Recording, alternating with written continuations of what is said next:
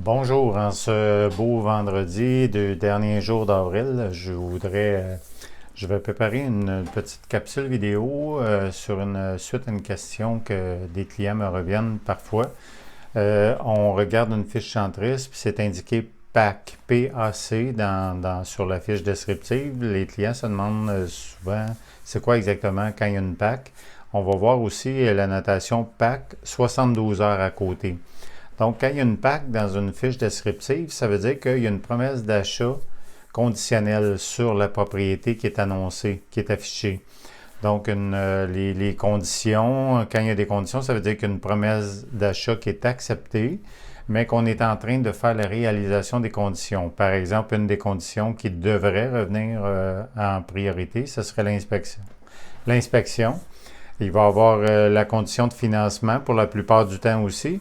Puis il va y avoir aussi une condition, la plupart du temps, c'est pour la réception des documents qui ont rapport avec la propriété. On veut s'assurer de vérifier certains documents, des choses qui auraient été réparées en cours de route, ça peut être toutes sortes de documents, ça peut même être une expertise. Dans le cas de la périte, par exemple, on veut s'assurer que la périte est dans les conditions, dans les bonnes conditions, ou on veut avoir le rapport, ou différentes choses comme ça. Ça, c'est pour les conditions normales qu'on revoit le plus souvent quand il s'agit d'une PAC. Quand il s'agit d'une PAC 72 heures, c'est plus élaboré. Ça veut dire PAC 72 heures, c'est qu'on retrouve les mêmes conditions, mais il y a aussi la condition que l'acheteur qui a fait la promesse d'achat sur la propriété doit vendre sa propriété.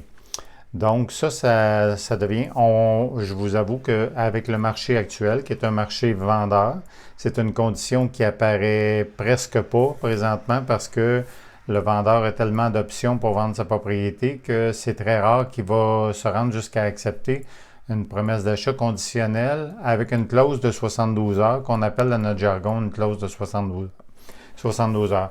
Donc ça, ce que ça veut dire que quand il y a une 72 heures, à partir du moment où les conditions sont toutes respectées pour la promesse d'achat, en fait, à partir de ce moment-là, c'est que en fait, quand il y a une PAC, on va reculer un peu parce que quand il y a une PAC 72 heures, ça ne l'empêche pas parce qu'on signe une clause souvent qui n'empêchera pas le vendeur d'accepter une deuxième puis une troisième promesse d'achat sur sa propriété.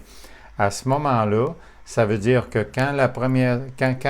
s'il y a une PAC 72 heures qui peut s'étirer dans le temps, parce qu'on peut mettre une condition, on peut donner au premier acheteur de vendre sa propriété, on peut lui donner 30 jours, 60 jours, 90 jours pour vendre sa propriété, pour avoir les fonds suffisants pour acheter la propriété sur laquelle il a fait une promesse d'achat. Mais dans le cas où un vendeur accepterait de prendre une deuxième promesse d'achat, le deuxième acheteur qui arrive avec sa promesse d'achat, lui, s'il n'y a pas de maison à vendre, ou dans le cas où il n'y en aurait pas de maison à vendre, bon, à ce moment-là, lui, il doit réaliser ses premières conditions. Ça veut dire le financement, l'inspection, la réception des documents, s'assurer que ça soit à sa convenance.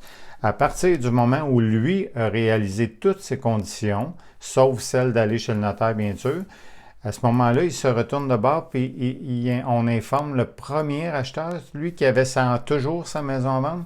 À partir du moment où le deuxième acheteur a tout réalisé ses conditions, le premier a 72 heures pour lui signifier le fait est-ce qu'il va laisser tomber la promesse d'achat qu'il avait faite sur la maison ou il va trouver une façon de pouvoir trouver les fonds pour acheter la propriété sans vendre sa maison ou où il est vraiment, vraiment sur le point de vendre sa maison, tout est presque réglé.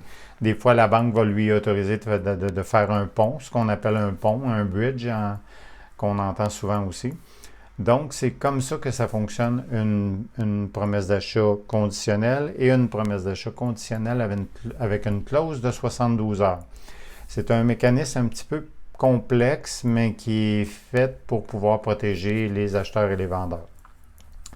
Donc, on pourrait en reparler davantage s'il y a d'autres questions là-dessus. Pour le moment, je vais vous refaire toujours à nos capsules vidéo du vendredi au www.gouletimmobilier.com et ça nous fait toujours plaisir de répondre à vos questions ou de faire des petites vidéos comme ça qui vont vous donner davantage d'informations sur un sujet en particulier.